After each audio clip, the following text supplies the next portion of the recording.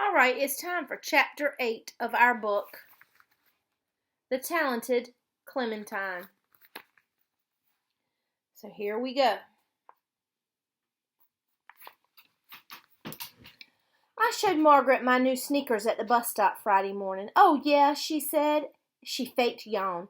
"I had a pair like that when I was a little kid. Not green, though. Green is the dumbest color." "That, Margaret. When I got on the bus, I hid my feet under my backpack and looked out the window for the whole ride. There are 94 street lamps between the bus stop and the school. In my classroom, a surprise was waiting. We had a substitute. Mrs. Radio. I called her that because she always says radio.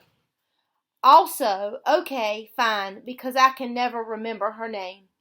It was a good surprise for 2 reasons.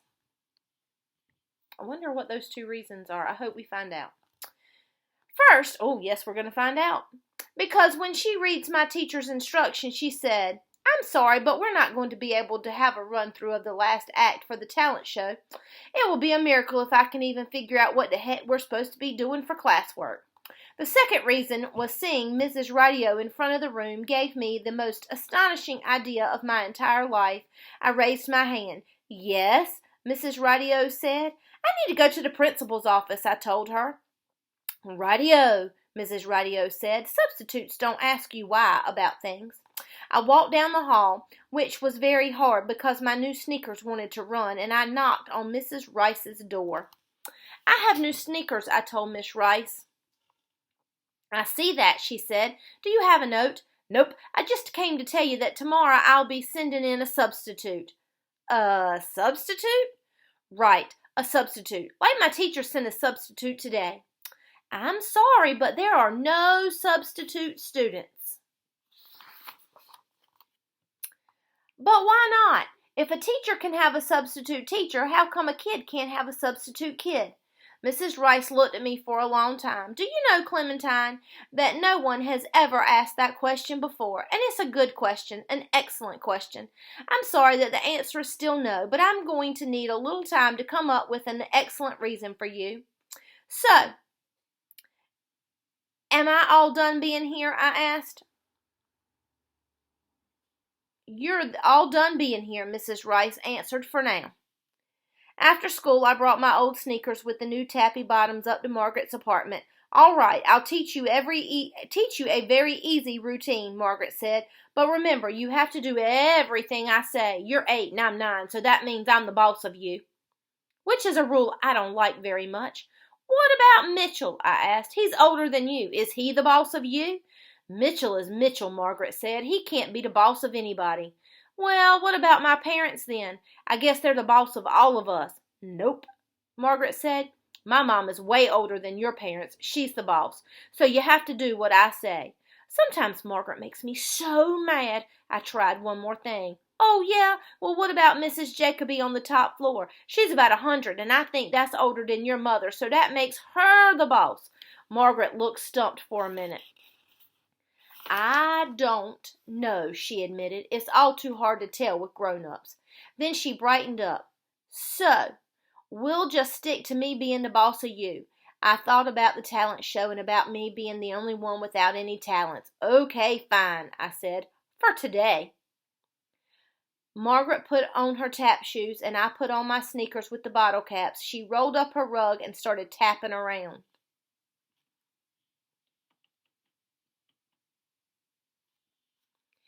"This is called a shuffle off to Buffalo," she said. "I am extremely wonderful at it. Just do what I do." Except she did 4,000,000 things at once. "Head high, spine straight, arms floating, big smile," Margaret said. "Flap, flap, step, step, ball, shuffle, change." Her feet were moving so fast I couldn't even see them, but I went over to the floor to try it anyway.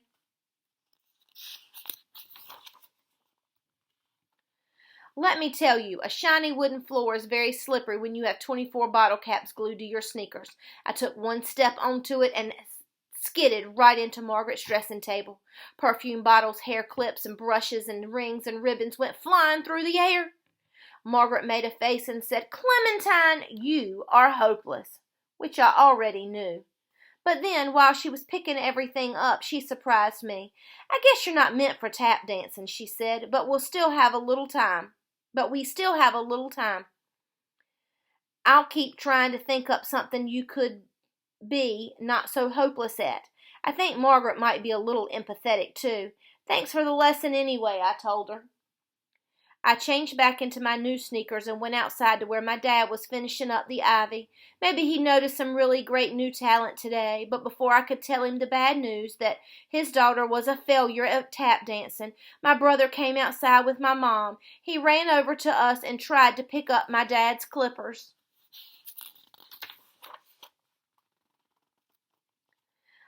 Uh, Dad said. "Sorry, bud, not for little guys." Cabbage screwed up his face like we were in for a real whale, so I quickly stuck some ivy into my sleeves and down my neck and waved my arms at him. I went staggering around crying, "Help, help! I swallowed some ivy seeds." This made him laugh so hard he forgot all about the wailing. "Now that," my dad cried. "See, there's another talent you have, Clementine. Nobody else in the world can make your brother laugh like that."